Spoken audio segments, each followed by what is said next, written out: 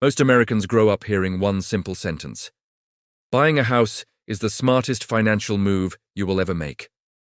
It doesn't come from banks. It comes from parents, teachers, and society itself.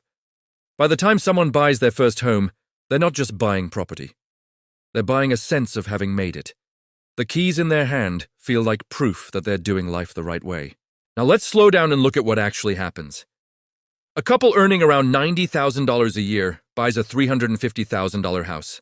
They put $35,000 down, because that $12,100 isn't the real number. Property tax adds a few hundred more. Insurance adds more. Maintenance never stops. Roofs fail. Heating systems break. Plumbing doesn't care about your budget. Very quickly, that manageable payment becomes $2,700 or $3,000 every single month. And here's the part most people don't understand until it's too late. In the early years of a 30-year mortgage, most of your payment doesn't build ownership. It feeds interest. For the first 5 years, roughly 70% of what you pay goes straight to the bank.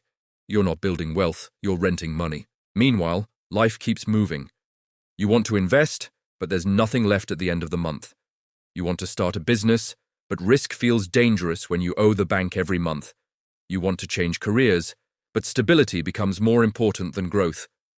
The house slowly turns into an anchor, not because it is bad, but because it demands consistency in a world that isn't consistent. This is where the uncomfortable truth lives. For many Americans, their house doesn't build wealth, it prevents it. Let's talk about opportunity cost.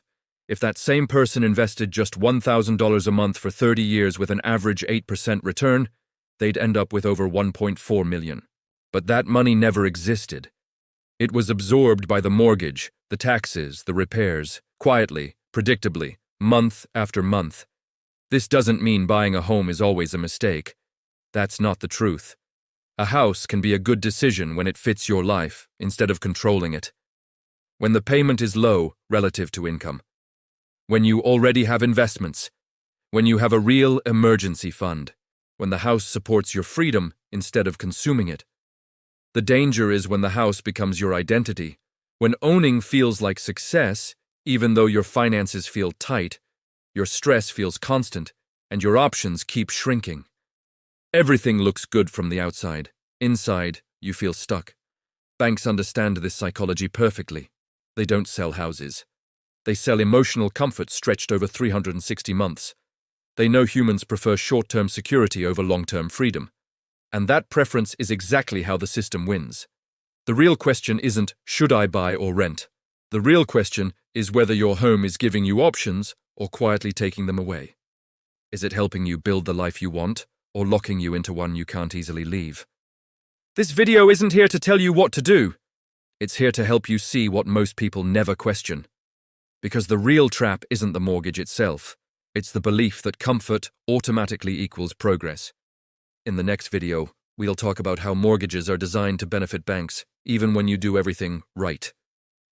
And more importantly, how some people use mortgages strategically instead of becoming owned by them.